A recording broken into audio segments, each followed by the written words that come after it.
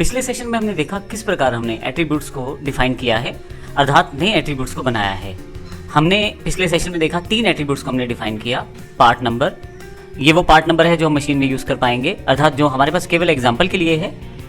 Part name, जो part का नाम है, और पार्ट कोड, जो भी पार्ट के लिए आप कोड यूज़ करते हैं, आईडी यूज़ करते हैं, वो भी डिफाइन कर सकते हैं आप। ये केवल एग्जाम्पल के लिए है, आप जिस तरह के एट्रीब्यूट्स डिफाइन करना चाहते हैं वो आप कर सकते हैं। इस सेशन में हम देखेंगे किस प्रकार इन डिफाइंड एट्रीब्यूट्स को हम ब्लॉक में कन्वर्ट कर सकते हैं और फिर उसका किस प्रकार प्रयोग कर सकते हैं। तो आइए देखते हैं किस प्रकार हम इसको ब्लॉक के रूप में कन्वर्ट कर सकते हैं। ब्लॉक बनाने के लिए आपके पास क्रिएट ए ब्लॉक डेफिनेशन, जो हमारे पास ऊपर ऑप्शन है, मैं उसको क्लिक करूंगा। मैं अभी कैंसिल करके थोड़ा सा इसको राइट हैंड साइड ले आता हूं ताकि हम स्क्रीन पे दोनों चीज़ों को साथ साथ देख पाएं। अब मैं ब्लॉक डेफिनेशन को दोबारा से खोल लेता हूं। अब आप सबसे पहले ब्लॉक का नाम दे सकते हैं। ब्लॉक का नाम यहां मैं स्पेसिफाई कर देता हूं, पार्ट। उसके साथ ही यहाँ पे मुझे उन ऑब्जेक्ट्स को चुनना है जिन ऑब्जेक्ट को मुझे ब्लॉक डेफिनेशन अर्थात ब्लॉक जिनके साथ मिलकर क्रिएट करना है।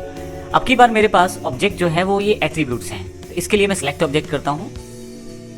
इन तीनों को मैं सिलेक्ट कर लेता हूँ। आप नीचे देखेंगे मैसेज में तीनों फाउंड हो चुके हैं ऑब्जेक्ट। मैं एंटर प्रेस कर देता हूँ। आप देखेंगे एक छोटा सा प्रीव्यू आ गया है पार्ट के साथ, जो ये जानकारी देता है कि अभी आपके पास तैयार है ब्लॉक बनने के लिए। ब्लॉक का नाम पार्ट है यहाँ पे। फाइनली मैं इसे ओके कर देता हूँ। अब आप देखें, जैसे ही आपने ओके किया है, आपके पास एट्रीब्यूट्स को एडिट करने के लिए ऑप्शन अवेलेबल हो गए हैं। 3 हमने चुने थे हमारे पास एट्रीब्यूट्स, इन तीनों की जानकारी यहाँ पे मांगी जा रही है और आप देखेंगे कि तीनों की जानकारी इकट्ठी आप दे सकते हैं यहाँ पे। सबसे पहले व्हाट इज पार्ट कोड, मैं सेम रहने देता हूँ। जो डिफॉल्ट वैल्यू हमने दी थी वो यहाँ पे सेम है, अर्थात यदि आप देखें तो 1 2 3 4 5 मैंने डिफॉल्ट वैल्यू दी थी तो वो यहाँ पे पहले से आ रही है। आप चाहें तो इसको चेंज भी कर सकते हैं। फिर पार्ट का जो नाम देना चाहते हैं वो यहाँ दे सकते हैं। मैं MCS डिफाइन कर देता हूँ। पार्ट का जो नंबर देना चाहते हैं वो डिफाइन कर सकते हैं और फाइनली मैं यहाँ से ओके कर सकता हूँ। अब आप देखेंगे जहाँ पे हमारे पास ब्लॉक डेफिनेशन बनी थी वहाँ पे अब टैग्स का नाम ना आकर यहाँ पे अब वैल्यूज दे दी गई हैं। तो इस प्रकार हमने एक ब्लॉक डेफिनेशन क्रिएट किया है जिसमें हमने वैल्यूज भी प्रोवाइड कर दी हैं। अब हम इसको एज अ ब्लॉक प्रयोग कर सकते हैं, जो हमारे पास पार्ट नाम का ब्लॉक क्रिएट हुआ है, और इसको दोबारा इंसर्ट कहीं भी कर सकते हैं। आइए इसको एक बार फिर से इंसर्ट करके देखते हैं। इसके लिए केवल मुझे इंसर्ट पे जाना है और यहाँ आप देखें पार्ट के नाम से एक ब्लॉक अवेलेबल हो गया है। मैं क्लिक करता हूँ। मुझे इंसर्शन पॉइंट बताना है केवल।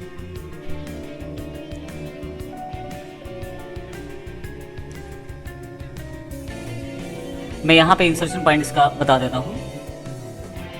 जैसे ही आप क्लिक करते हैं आप देखेंगे यहाँ पे पार्ट ऑफ कोड दोबारा पूछा जा रहा है। अब की बार कोई दूसरा पार्ट हो सकता है, उसका कोड मुझे स्पेसिफाई करना है, तो मैं वो स्पेसिफाई कर देता हूँ।